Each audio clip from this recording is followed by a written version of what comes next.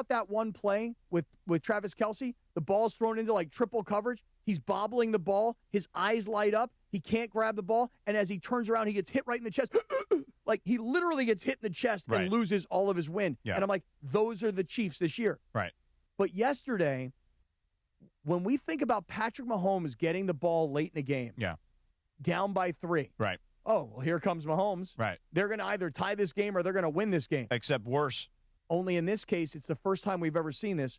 Mahomes gets legitimately hurt. Like where he's going to be hurt into next season potentially. And not only is he hurt, but in that moment, everybody in that stadium knew. Oh, it's over. It's now officially over. Right.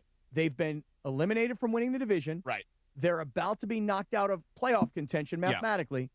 And we've just lost our superstar quarterback. I've always said that they have a very similar trajectory and arc to Tom Brady's Patriots. Now, a little different because, remember, Brady got hurt in the first game of the season. That was the Matt Castle year, where they still won 11 games, which to me is Belichick's best coaching job ever, was winning 11 games that season without his starting quarterback, who was a star. And look, Matt Castle proved to be a very good backup quarterback and a pretty solid starter for plenty of times, plenty of years in the NFL. But this is a little different because I actually think this could be a blessing in disguise, because if Mahomes doesn't play next year or doesn't play at least the majority of the season next year, the Chiefs can do a real reset here. Well, they're going to need to reset, obviously. Look, Travis Kelce, it's not that he can't play.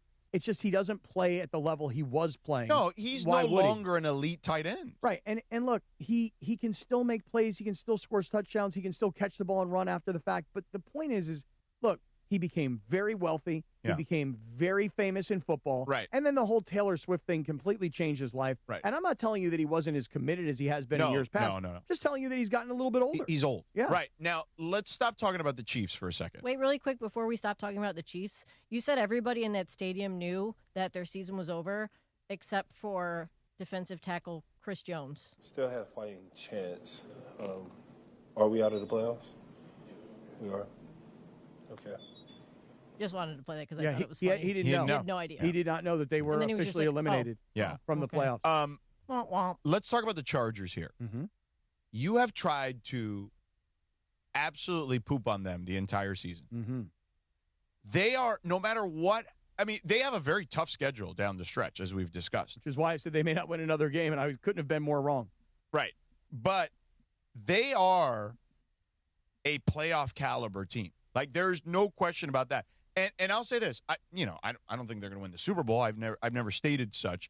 I just have said that they're going to win one in the first 5 years that Harbaugh's there. I believe they'll at least, I think I said they'll at least make a Super Bowl in the 5 years that he's there. But he's done a phenomenal job, and they've done a phenomenal job overcoming plenty of adversity this season themselves. I mean, you wrote them off once they lost one offensive lineman, let alone 3. Well, look, they lost their starting left tackle before the season even began. They signed the guy, and the next day the guy got hurt and was out for the year. Then their best offensive lineman that they had to move positions from right tackle to left tackle, and it wasn't long before he was hurt, and then he was knocked out. And then they went and got another offensive tackle at the trade deadline who was a first-round pick who can't play.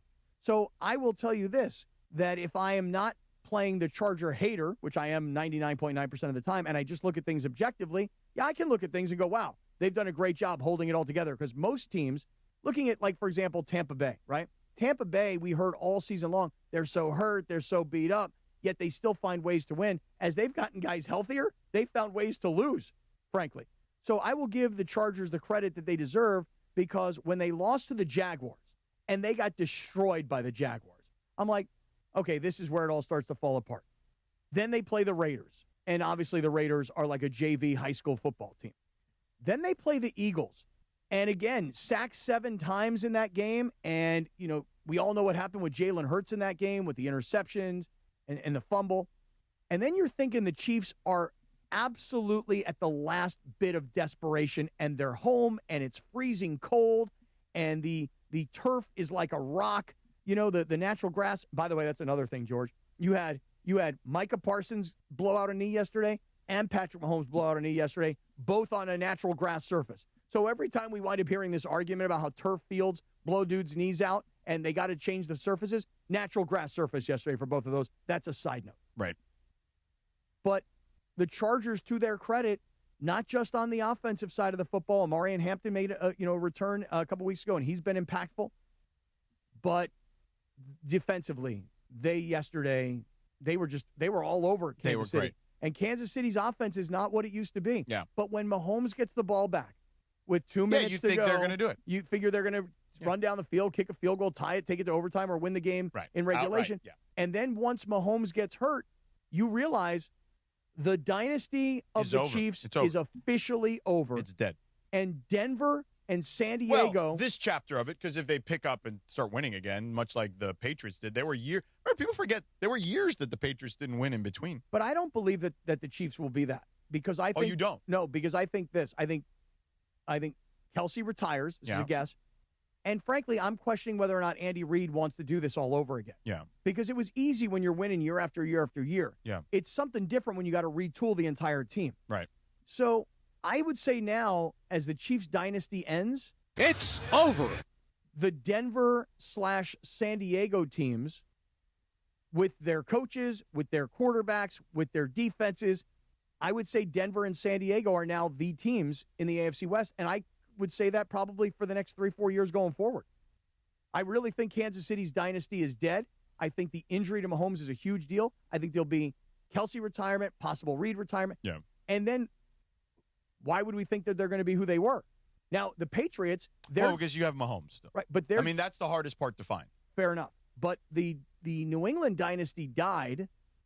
Then they let Belichick hang around.